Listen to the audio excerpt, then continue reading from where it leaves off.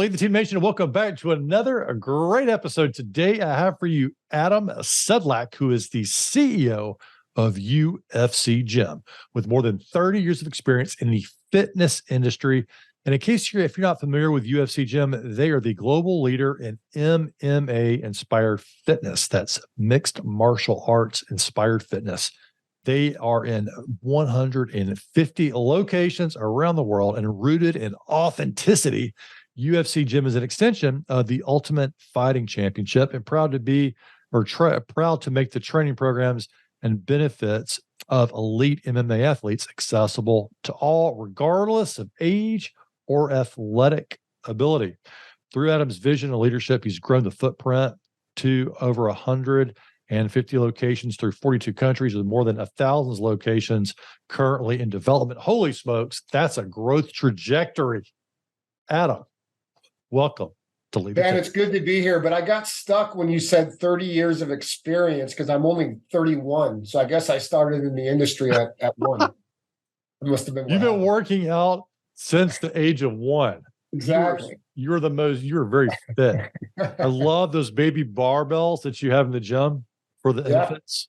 That's right. That's right. I don't know her 30 years. That's what I have down here. So I was like 30 years. That seems like a long time. It is amazing how fast time goes, especially when you're immersed in projects, right? I mean, I'm sure you've experienced this in your professional career when you're passionate and obsessed about something that although time goes by, it just goes by so much quicker. You know, it's amazing. When I hear 30 years, I'm like, where did the time go? I mean, being fully engaged in the work you do, and really there's no other way to do it.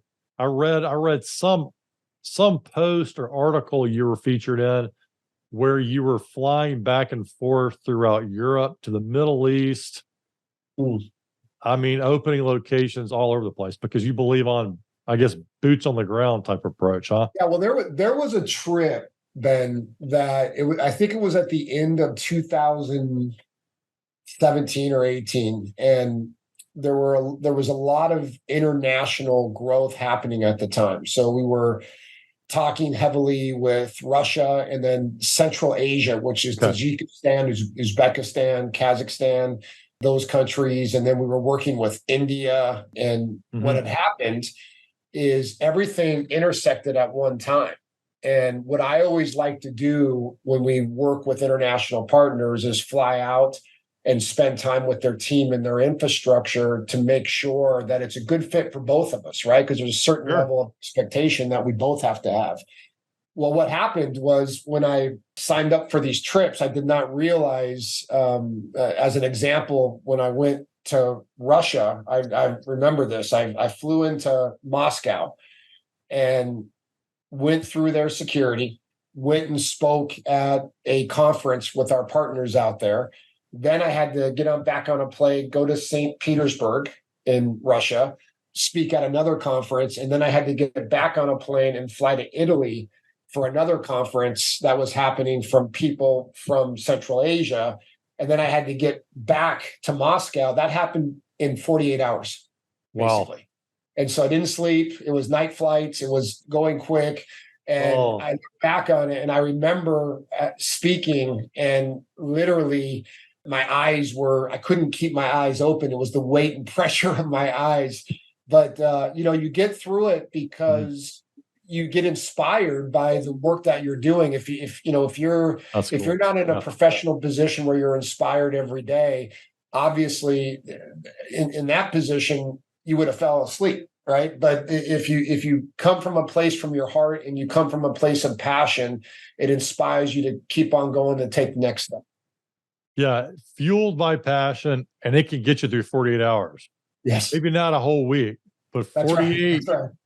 And at some point you're going to tap out, right, Ben? Yeah, tapping out literally in the literal sense.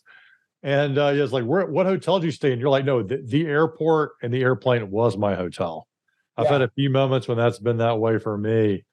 And what a whirlwind. But anyway, I checked out that story that you told. I thought was pretty cool.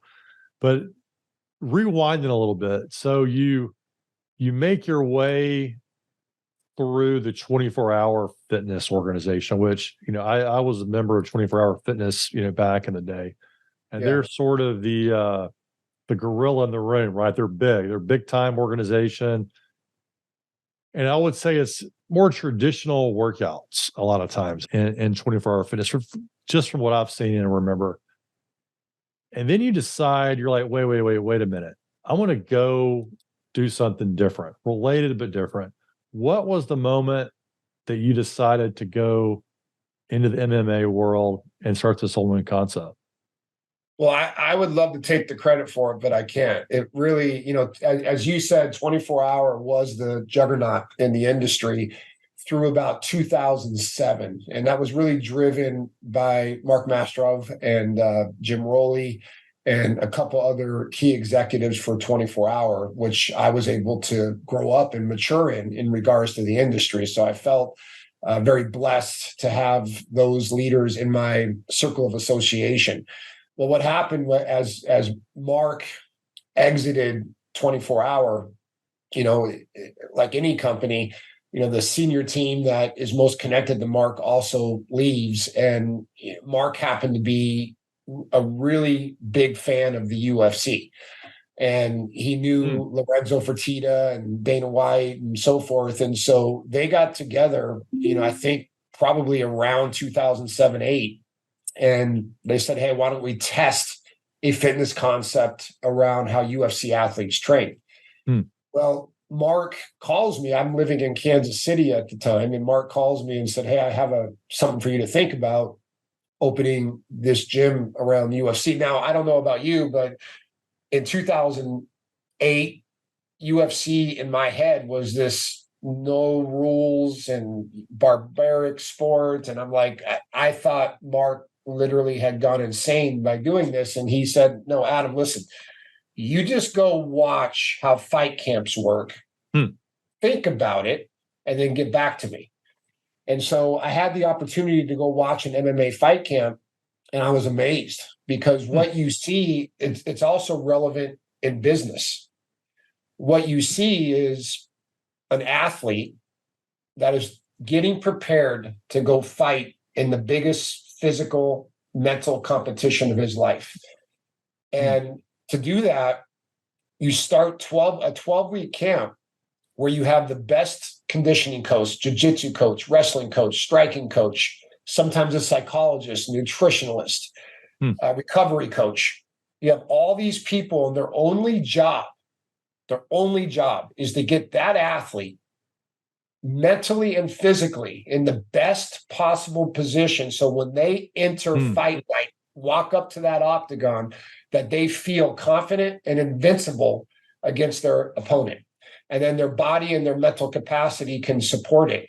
And that's when I saw that, I'm like, ding, it really rang my bell that there could be a potential opportunity here to intersect what's great about traditional fitness with the mental positive, purpose of what fitness brings to you in a mental capacity perspective. And so that's where for me is where I saw the opportunity with Mark and Jim Rowley and a few others to say this UFC gym company could be something unique and special in the industry. And at that time, it was before the boutique blast. It was before functional fitness had really taken off. And I thought, boy, this is a company that could bring purpose to fitness. And that's what we stood for is the ability for Ben to walk into our doors and to say, hey, Ben, what is your personal fight? Because we all have it, right? Sometimes it's a personal family issue. Sometimes it's a lack of confidence. Sometimes it's a doctor is telling us that we have a very, very life-threatening fight in front of us. And our job as a company, no matter what your personal fight is to give you the same feeling when that UFC athlete walks into an octagon. We want to give our members the same feeling when they're dealing with their personal fight. Cool. I did not expect that from you today. What a great way. First of all, in sales in general, in life, right? Understand what is the fight of your potential customer. of your client that wants to work with you or wants to work out, what is their personal fight? And then you design, it sounds like a customized experience in your gym to help them tackle that. Yeah, and it's lifestyle, Ben. Hmm. I mean, when you woke up this morning, right, you're making decisions, and some of the decisions you're making, you have to think about, and some are unconscious. Well, we want to make fitness an unconscious competency where it's just part of what you do throughout the day. So when you wake up, it's non-negotiable. You're going to the gym. When you wake up, or you're doing something from a fitness perspective. When you wake up, you're eating right. You're thinking about nutrients, but you're not having to consciously think about it. It becomes unconscious. And a lot of that is just like the professional business world, right? Is when you develop the right habits and you create the right disciplines and it becomes an unconscious competency, it changes your outlook on life and you look at things slightly different. Differently. So, that's my position on it personally. And it's hard. Sometimes it's inconvenient to have the right disciplines, right? But you have to figure out a way to do it and make that a reality. And I love that question because it defines what the enemy is. Weight. Is it food? Is it weakness? Is it, like you say, a health condition of some sort? Because when you're going, what's the competition in business, that you're fighting against? And sometimes that can help you really focus. Well, and you're right, Ben. And there's also, in every one of us, there's trauma. Every one of us, right? From when you're born all the way through your impressionable years to your early professional years, you're going to create some sort of, you're going to work for a bad boss. That creates trauma. Maybe your parents got divorced when you were a kid. That creates trauma and insecurity, right? We all go through this trauma, and your ability to then surround yourself with people that can address the trauma and help you overcome those issues to make you the best version of who you are can really, really set the pace for you in life. But it really is. People need to learn. We all need to learn.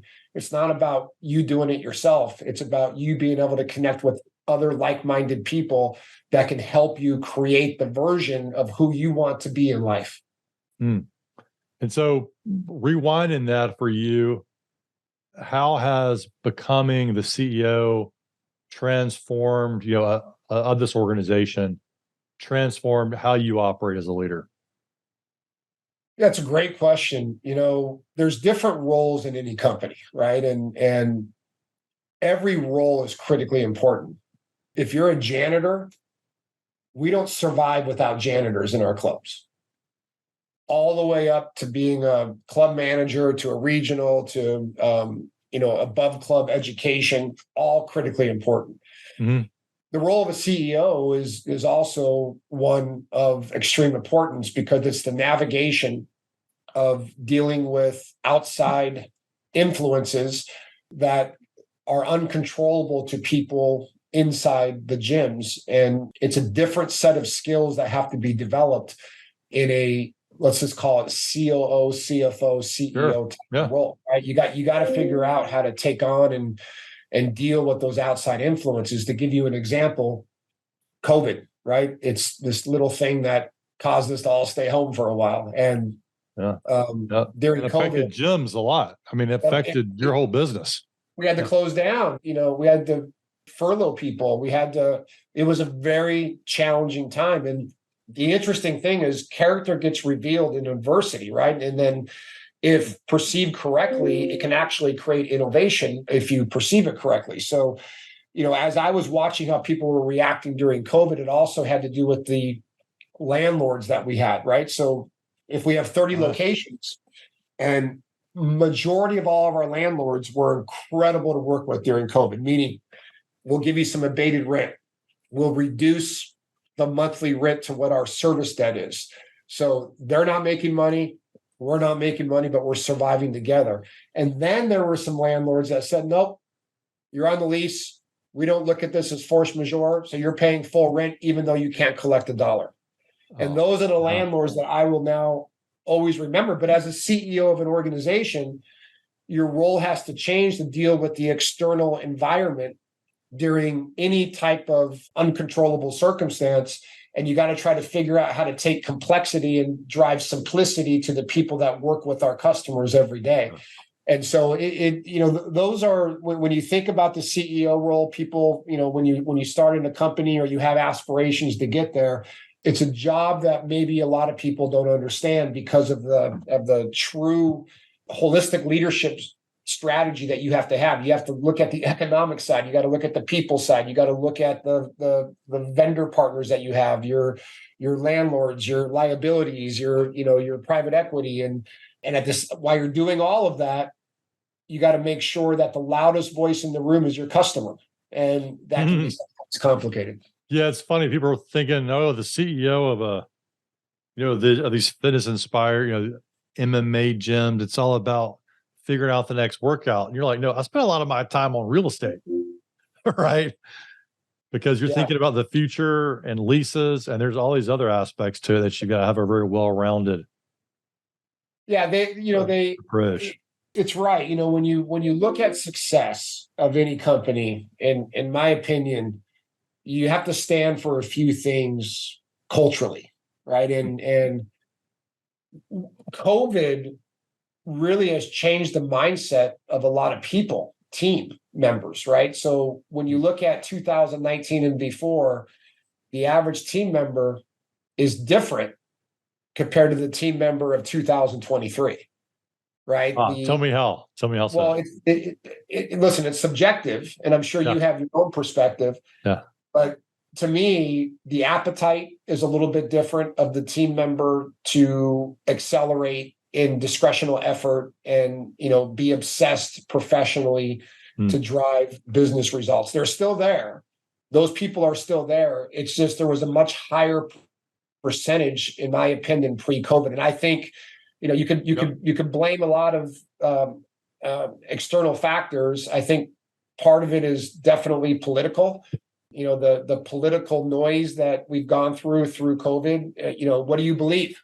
Do you believe this scientist or that scientist? Do you just go with the narrative? And I think that, for a period of time, people were paid to stay at home.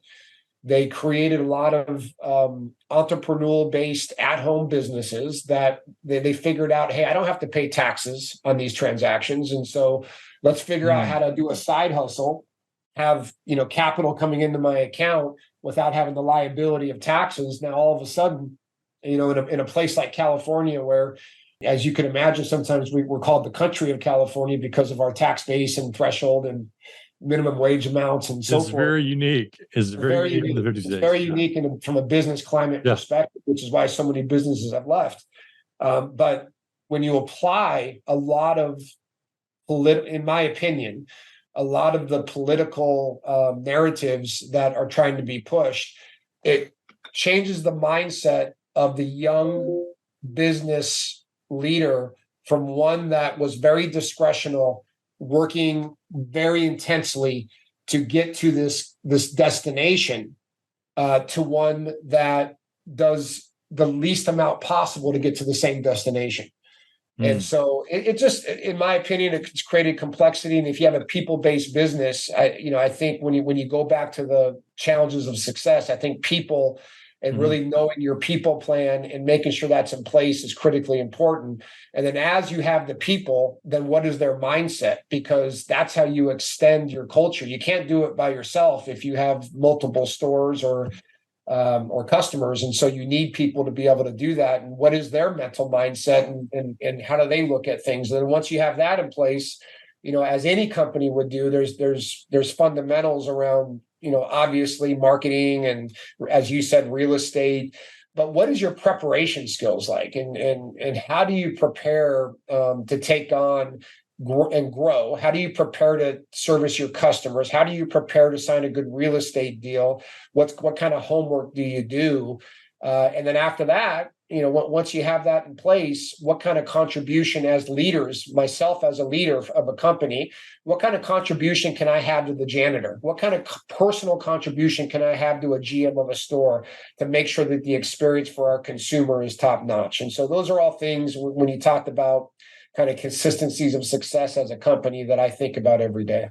So many good insights in there, Adam. And one of the words, two words you said, discretionary effort. And you've got, I mean, you're planning 1,000 locations around the world, 150 right now.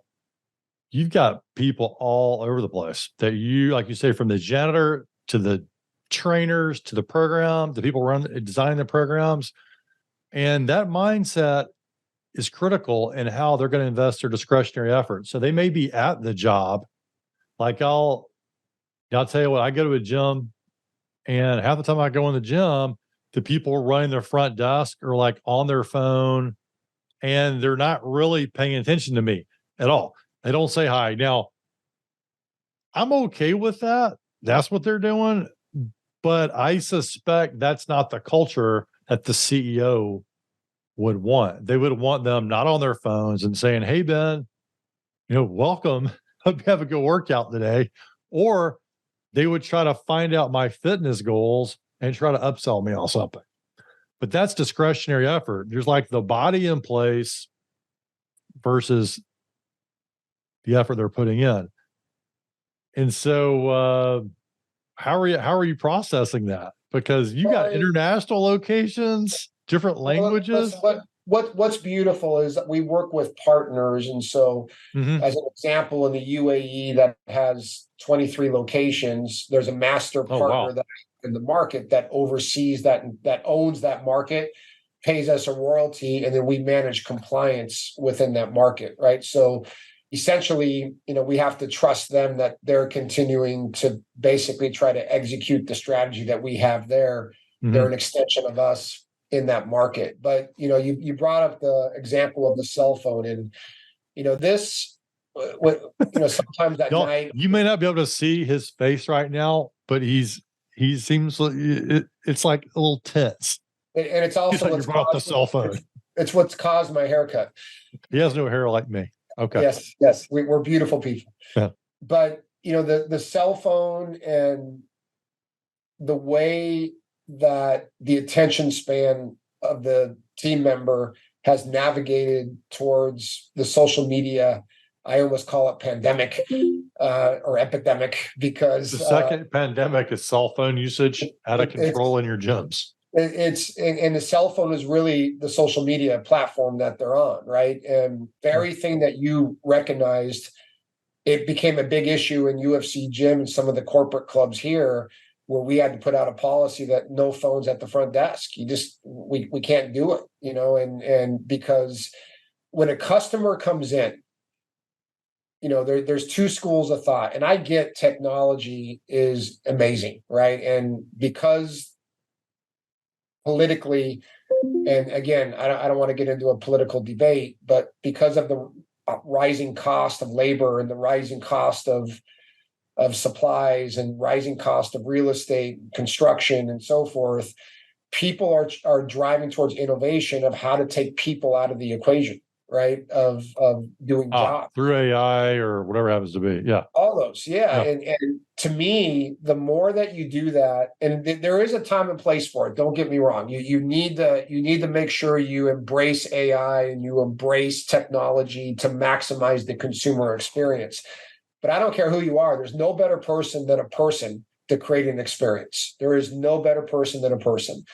And when I look at walking into a gym and somebody's got their head down on their phone, it's like hitting me in the gut. When I look at people taking the paths of convenience and taking away from the consumer experience, it's very, very disappointing to me.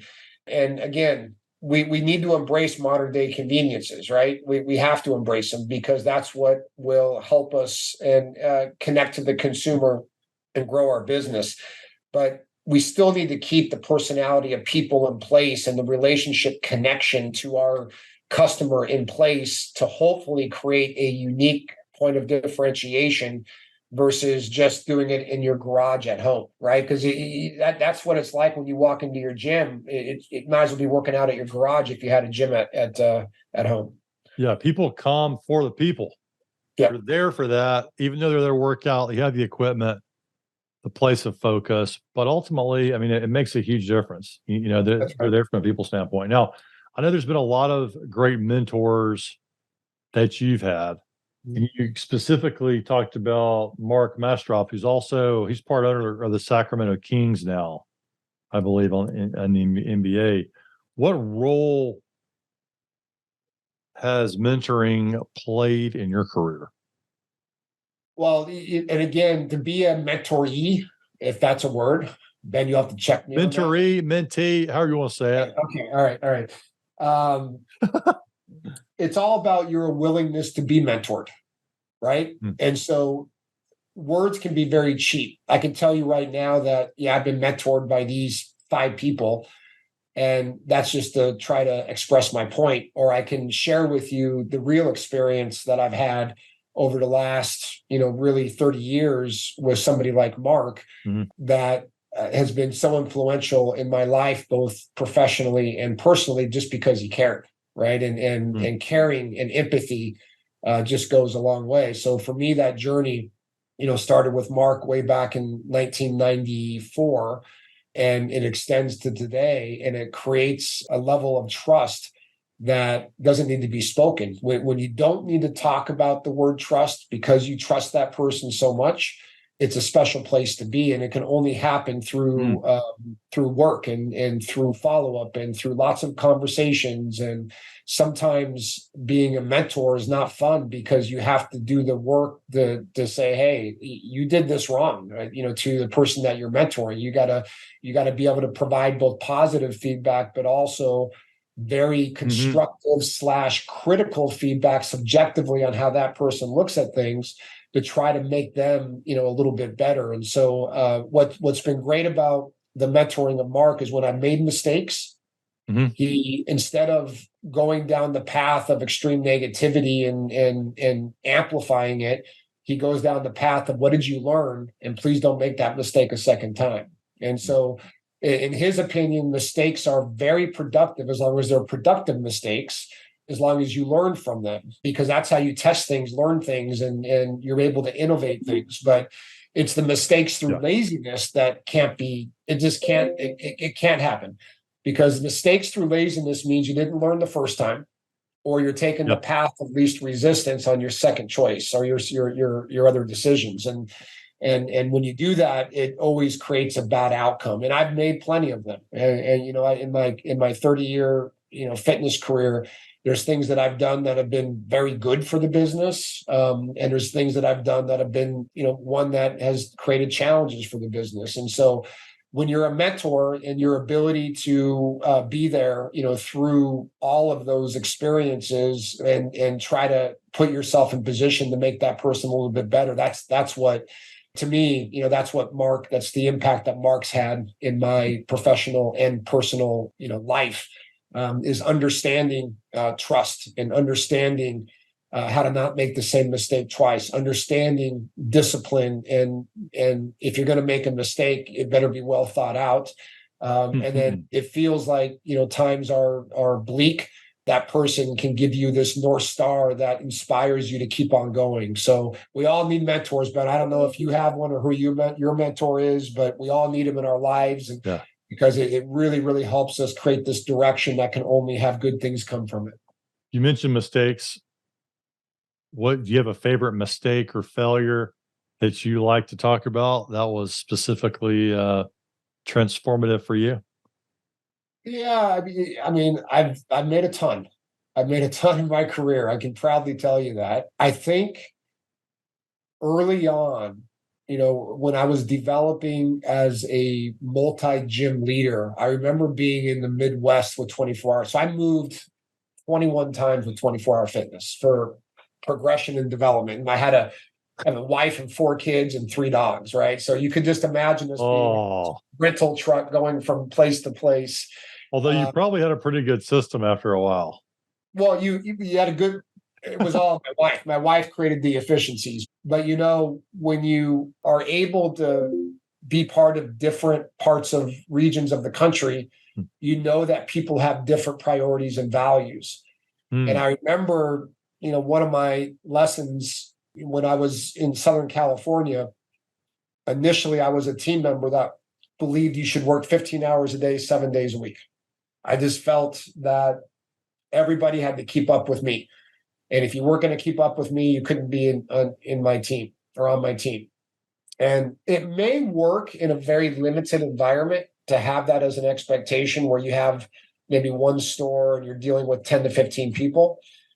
When you start becoming wider in your responsibility and you have, multiple people that you're trying to manage and inspire, and then those people have people that report to them, that strategy changes dramatically.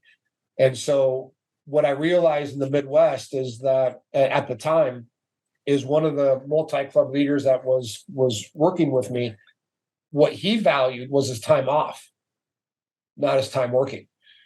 And I did not change the way that I managed that person because I kept my values to be the most important and did not listen to what his values were. And so it ended up becoming an HR claim, an issue where the president of the company at that point had to call me and say, I can't talk to that person anymore because they felt uncomfortable based on my expectation. And then right away, what did I do? As a young leader, I was blaming him, the person that I was managing, for his inadequacies, his inefficiencies, his laziness and procrastination. And instead of looking at myself and saying, I did not understand what was important to that person, I didn't speak his language. And as a result, he got turned off. So I had to take personal accountability and responsibility for that. So when you talk about lessons, learning lessons in life and profession, one of the things that I learned as an early, kind of vice president in that 24-hour is that you have to understand the people that you're working with. You have to understand what's important with them. You got to treat each individual as an individual. And you got to understand that whatever you stand for personally, you can't expect other people to stand for the exact same thing. But every one of us have a strength. And if we can amplify that individual strength, we're in a good spot as long as they don't lie, cheat, or steal. And so that lesson, really helped me understand how to navigate the world of complex psychological, different profiles out there that we have to. Yeah, such a great story.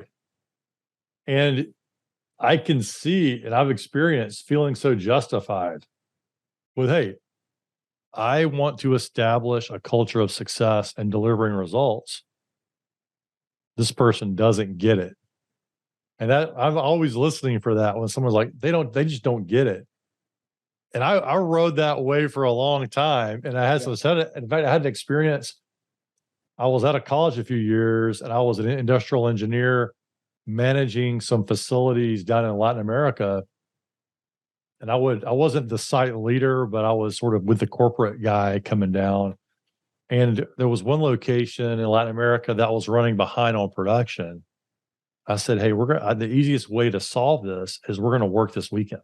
We're going to work.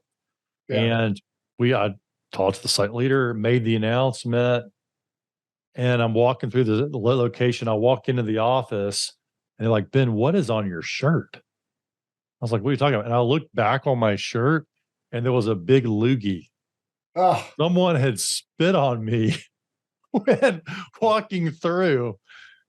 And I was so irritated. I mean, I was angry and acting out.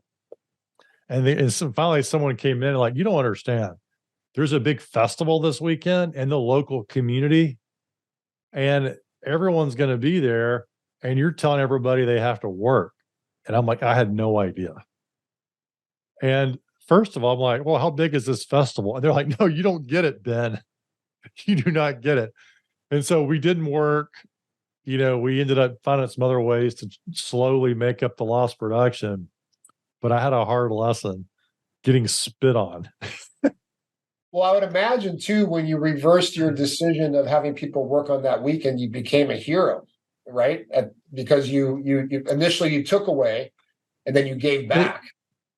Maybe. Or the person who came to talk to me about the festival. Yeah. Maybe they were the hero and for everybody else. We'll see. Or the person that gave you the loot. Maybe they're the hero. Yeah. Maybe the person that spit on me. Like, hey, anytime you want something changed, just spit on them when they're walking there. But anyway, It's you have such a good story there with that, because one, you learned from it, and you took that forward to today, and it's made you a more effective leader, obviously. And it's, although that gets more complicated because you've got to work through others now, whereas before maybe you were working directly with the people that had the challenge. Since now you're working through more leaders, and you're working through third parties that are partners.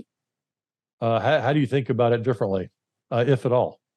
Yeah, well, you have to, and again, the ability to have an impression and connect with people, to be able to change behavior, is so important. And that's when Hmm.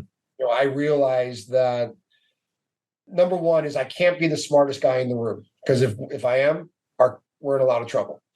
And I can proudly tell you that I am not the smartest guy in the room, but I do know in my heart what a value proposition looks like, Hmm. and what good business looks like, and it inspires me, and I love to share that inspiration. And I think one of the things that any leader has to do is be self-aware of who they are, what their strengths and weaknesses are, hire to your weakness, leverage your strengths, and then figure out how to connect to people that you're trying to work with Mhm. through emotional intelligence, right? And being aware of the impact that you have on them and the impact that they have on you. People underestimate that. They always feel it's about them. But you yourself, Ben, you and I are talking right now. As you're talking, you're having an impact on me. And my ability to receive your impact is what makes my thought process get modified or changed, right? If I accept your feedback and I'm having a good time with you, we're having a good conversation, then I'm going to be excited to continue to have a conversation and maybe have another conversation with you later. If you're making me feel negative or upset or frustrated or something that I don't know why I'm talking to you, I shut down, and then I never have another conversation with you, right? So that happens in every circumstance in our lives, personally and professionally, with whoever we work with. Mm. Being Mhm. aware of the impact that you have on people and that they have on you, and how to deal with that, is what's so important. And when I think about my international partners, but I also think about the 2,000 employees and everything else that we or everybody else that we work with, I just think that's a huge tool of continued progression. That everything in life, whether you're a politician, a leader of a business, or you're a brand new team member of any corporation, it's an opportunity for you to become more connected to other people through emotional intelligence. Oh, so good. I was going to ask you for your parting thought, but I think you just summed it up pretty darn well. Anything else you want to lay on the listeners before we wrap up here today? No, I mean, listen, I would encourage, one of the things as we get through this last pandemic, and hopefully we're on the other side of this, is have some very good self-thought just about life and decisions, and in my world, fitness. And when you have an opportunity, and this is why I love this company so much, is because when you have an opportunity to go out there and provide a value proposition that's beyond just the traditional value proposition. So like a gym value prop, like when you go to your gym, maybe you get on a treadmill and you do a couple weights. That's good, and that's better than nothing. But what did we learn during COVID? The people that were not fit Mm. had a much higher mortality rate, right? What we learned when we started thinking about health is that 90 to 95% of all these major illnesses that are happening could not happen if you take care of your body proactively through fitness and through nutrition. And so your ability to understand that and become aware of that and get into any type of gym. But what I love about this UFC concept is we not only do what those gyms do traditionally, but then I can take you and I can say, okay, man, what is it? What's the driver to get you into the gym? What is your personal fight? And I'm able to go to my coaches and say, hey, listen, Ben, I know this is not accurate, but Ben just went through a divorce, and he feels like, I feel very insecure, and I don't know what's going to happen with my life. So I can say, okay, coaches, let's get Ben in, doing some boxing classes and really understanding almost a metaphor of what fight is with life, and allow you to look at fitness a little bit differently. So in our gyms, that's what I love to see every single day, is our customers finding who they truly could be through all points of adversity. So I guess my parting, suggestion to all your listeners is life and business is truly the same, and how you take it and how you view it and how you subjectively look at it is so critical to the success and the path of happiness in your life. And so if you have a UFC gym close to you, let us show you what it looks like and what it's about. And if you don't have one, maybe build one. Give me a call and I'll help you. I like it. Hello, I haven't been to the gym, but I was certainly intrigued doing the research for this interview. I love starting out. Makes it so much more darn personal versus someone saying, "Hey, what's your fitness goals?" No, what are you fighting for? That's right. And a lot of people have not thought of that. And if you haven't thought of your business, for your personal life, I mean, that's one great takeaway from this interview, is to just be with that question and really, really think through it for yourself, because it gives you, that can lead to goals that are meaningful and impactful and help you make a lot more traction and progress. Adam, our time has come to a close, but this is a fun one, man. I appreciate it, Ben. Great conversation. And if you're ever in my neck of the woods, make sure you give me a ring and we'll take you through a little workout. All right. I'm in.